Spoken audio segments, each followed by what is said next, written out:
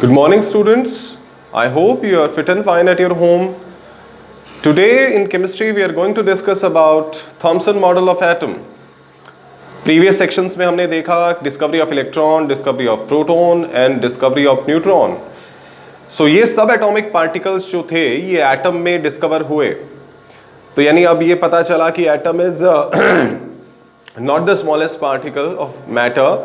उससे छोटे और पार्टिकल्स हैं, सब एटॉमिक पार्टिकल्स हैं जो एटम के अंदर हैं. इलेक्ट्रॉन है, न्यूट्रॉन है, प्रोटॉन है, जो हमने प्रीवियस सेक्शन में देखा, उनका चार्ज, उनका मास हमने देखा. अब सवाल ये उठता है कि ये एडजस्टेड कैसे हैं, how they are placed in the atom. This was the biggest question in front of the scientist at that time.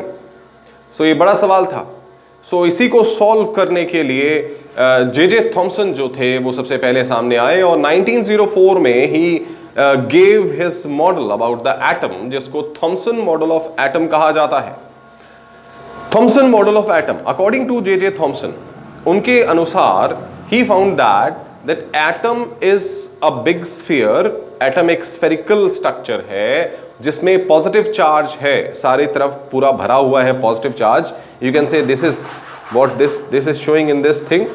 ये एक पॉजिटिव चार्ज को रिजेंबल कर रहा है, ये सारा part. This is the positive charge and electrons are embedded in this positive charge. Electron जो हैं वो धसे हुए हैं, एम्बेडेड है इस पूरे पॉजिटिवली चार्ज स्फीयर के अंदर. ये मॉडल दिया थॉमसन ने. He compared this model with the watermelon. As in case of watermelon में जैसे reddish जो part है that is carrying the positive charge, reddish part को, उस reddish लाल part को positive charge consider किया गया है and the puddings and the जो बीज हैं they are considered as electron.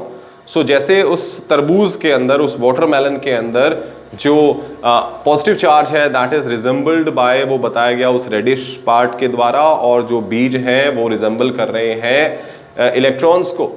तो जिस तरह वो सीड्स एम्बेडेड हैं उस रेडिश पार्ट में वाटरमेलन में, वैसे ही जो इलेक्ट्रॉन्स हैं they are embedded in the this positive sphere, वो उसमें एम्बेडेड है.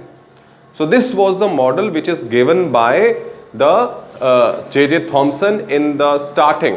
सबसे पहला मॉडल था ये थॉमसन मॉडल ऑफ एटम. उसका डायग्राम के सामने है. This was also known as plum pudding model और वाटरमेलन मॉडल भी इसको कहा गया. अब इस मॉडल में इन्होंने ये तो एक्सप्लेन किया जे थॉमसन ने कि भी न्यूट्रलिटी जो है, जो न्यूट्रलिटी है वो बनी रहती है. ठीक है, न्यूट्रलिटी, ओवरऑल न्यूट्रलिटी को एक्सप्लेन कर दिया जे थॉमसन ने. But the biggest question was कि ओवरऑल जो स्टेबिलिटी थी इसके अंदर, इस मॉडल में ओवरऑल स्टेबिलिटी जो थी दैट वाज नॉट एक्सप्लेन्ड. वो पूरी तरह एक्सप्लेन नहीं थी. साथ में यहाँ पे एक और चीज़ थी कि जो कई सारे स्कैटरिंग एक्सपेरिमेंट्स थे जो लेटर ऑन कैरी आउट किए गए, रदरफोर्ड ने कैरी आउट किया. तो रदरफोर्ड ने जो स्कैटरिंग एक्सपेरिमेंट कैरी आउट किया उसको ये सेटिस्फाई नहीं करता था. 1911 में ये जो था स्कैटरिंग एक्सपेरिमेंट रदरफोर्ड ने कैरी आउट किया था, तो अल्फा पार्टिकल स्कैटरिंग एक्सपेरिमेंट बोलते हैं उसको. तो उसको ये कंडीशन सेटिस्फाई नहीं कर रही थी. और ओवरऑल जो स्टेबिलिटी थी that was also related to the mass, because mass of the atom के बारे में that was not given any idea by J Thomson. वो आइडिया नहीं दिया यहाँ पे. So that is why this was the biggest drawback. ये limitations थी जे थॉमसन मॉडल की, हालांकि न्यूट्रलिटी एक्सप्लेन थी.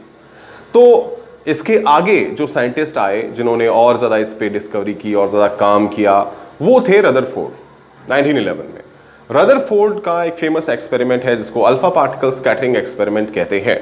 वो एक्सपेरिमेंट उन्होंने कैरी आउट किया with the help of alpha particle source, A gold foil and A fluorescent screen, zinc sulphide fluorescent screen का इस्तेमाल करके एक्सपेरिमेंट किया. Let us see that experiment, what was done in that experiment. क्या किया Rutherford ने उसमें. हम Rutherford model of atom को देख लेंगे अभी. सी,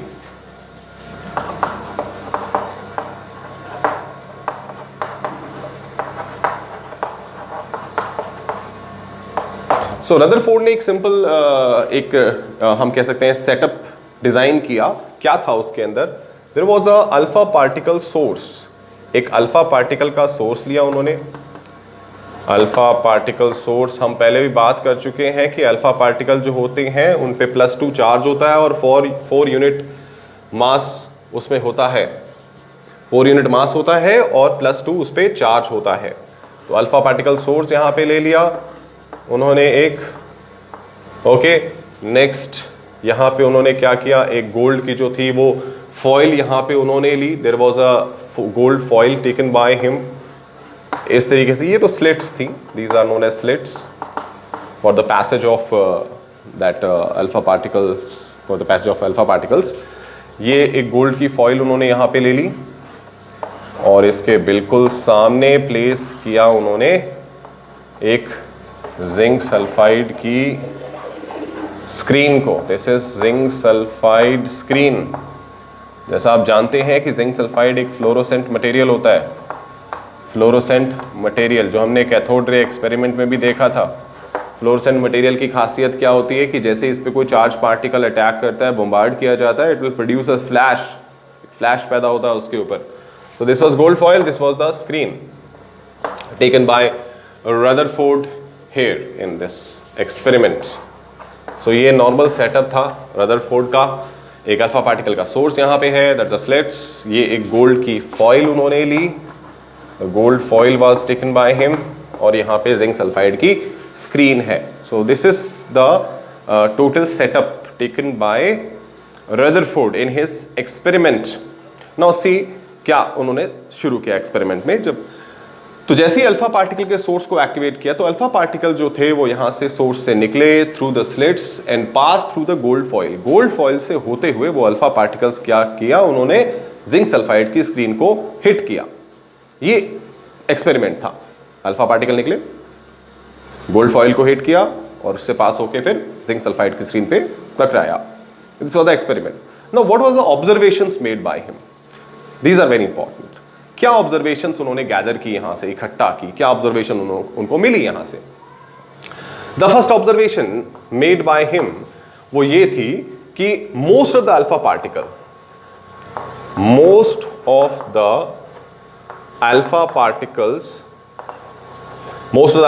यानी आप कह सकते हैं 99.9% जो अल्फा पार्टिकल्स थे, they were passed straight undeflectedly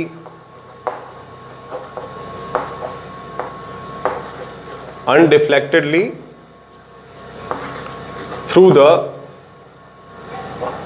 foil।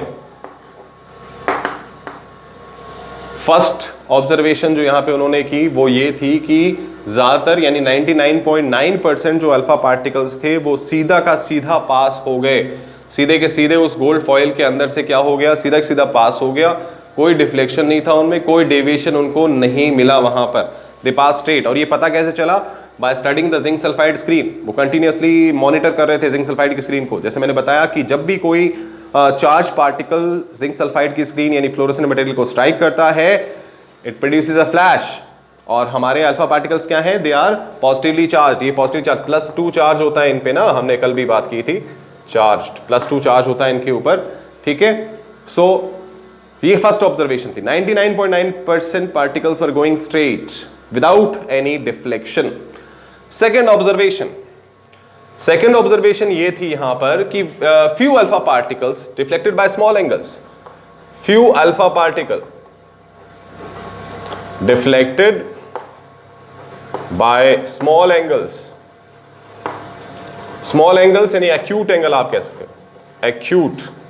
Acute angle से उनमें क्या हुआ, वो डेविएट हुए वेरी स्मॉल एंगल से। Some amount of alpha particles, very few alpha particles were deflected by small angles, that is you can consider acute angle ले सकते हो आप उसको, स्मॉल एंगल से डेविएट हुए। Third observation of the Rutherford experiment वो क्या थी? थर्ड ऑब्जर्वेशन ये थी कि very few alpha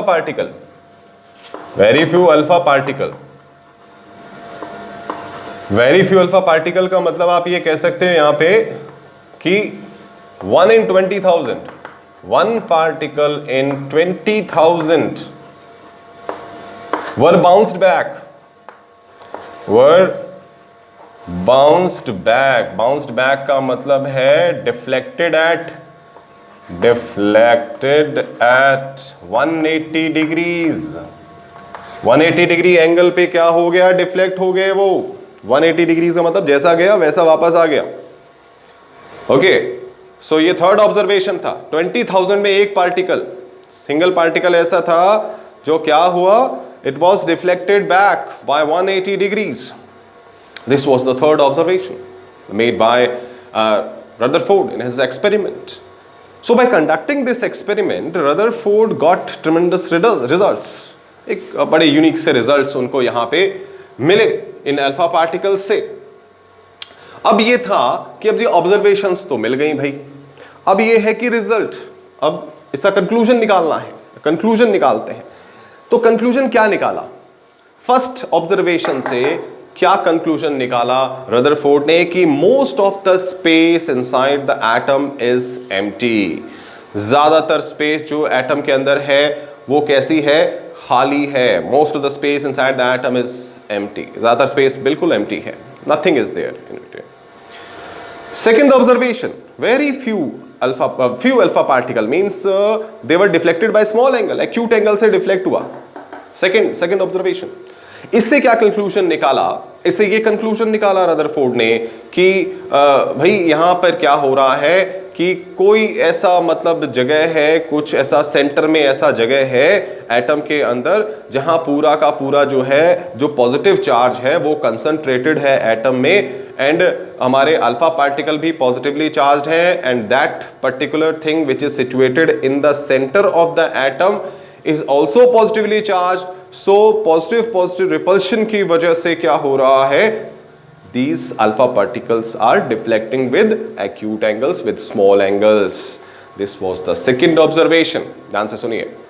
third observation, 1 in 20,000 एक पार्टिकल, 20,000 में एक पार्टिकल क्या होता था, वो है बाउंस बैक होता था विद 180 डिग्री एंगल, मतलब जैसा जा रहा है वैसा उल्टा आ रहा है। इससे क्या कंक्लूजन निकाला, from here he concluded that कि most of the mass, whole of the mass you can say, whole of the mass of the atom is concentrated in the center of the atom, बिल्कुल centre में है, total mass atom का बिल्कुल centre में होता है, और इसी वजह से क्या है, जब अल्फा पार्टिकल उससे टकराता है तो वो बाउंस बैक हो जाता है। ये बिल्कुल वैसा ही है जैसे कि कोई भारी चीज से कोई हल्की चीज टकरा के आती है तो वो बिल्कुल बाउंस बैक हो रही है वहां पर। वही ऑब्जर्वेशन यहाँ थर्ड कंक्लूजन, थर्ड ऑब्जर्वेशन से रदरफोर्ड ने निकाला। सो यहाँ तीन ऑब्जर्वेशंस हम देखी हमने और कंक्लूजन रदरफोर्ड ने निकाला। No, what are the results, what results Rutherford got from this experiment, क्या रिजल्ट उनको मिले। रिजल्ट उनको ये मिला, you can see the first result got by the Rutherford, पहला रिजल्ट रदरफोर्ड को ये मिला कि ज़्यादातर स्पेस एटम में खाली है। That was proved because 99.9% alpha particle जो थे वो बिल्कुल स्ट्रेट चले जाते थे without any deflection. So this was the first observation, result भी आप इसे कह सकते हैं, observation conclusion result.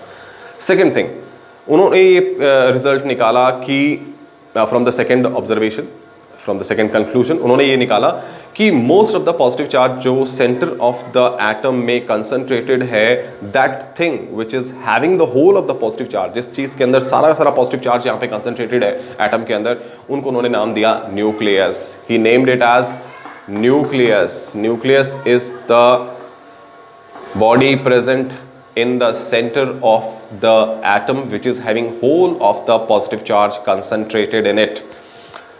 Third thing, next चीज उन्होंने मास के बारे में क्या बताई कि whole of the mass of the atom, whole of the mass of the atom is also concentrated in the centre of the atom that is inside the nucleus. Means total जो mass है atom का वो भी कहां पे concentrated है, उसके centre में, और वो कहां पे है, न्यूक्लियस के अंदर है। सो इस तरह चार्ज का भी उन्होंने बता दिया, न्यूक्लियस में है, और जो मास है that is also concentrated inside the nucleus. Third result हम कह सकते हैं वो क्या था, उन्होंने ये बताया कि इलेक्ट्रॉन्स की जो प्लेसमेंट है, एक एटम के अंदर इलेक्ट्रॉन की जो प्लेसमेंट है वो कैसे है। इलेक्ट्रॉन्स न्यूक्लियस के चारों तरफ चक्कर लगाते हैं, उन्होंने ये बताया कि electrons are moving around the nucleus in an atom, वैसे ही बिल्कुल जैसे कि सन के अराउंड हमारे सोलर सिस्टम में प्लैनेट्स चक्कर लगाते हैं। जिस तरह प्लैनेट्स सन के अराउंड चक्कर लगाते हैं इन एन इलिप्टिकल ऑर्बिट्स, उसी तरह इस इलिप्टिकल ऑर्बिट्स में क्या है, इलेक्ट्रॉन्स भी न्यूक्लियस के चारों तरफ चक्कर लगाते हैं। सो ये रिजल्ट्स थे रदरफोर्ड एटॉमिक मॉडल के। This model was quite accepted by the scientist at that time.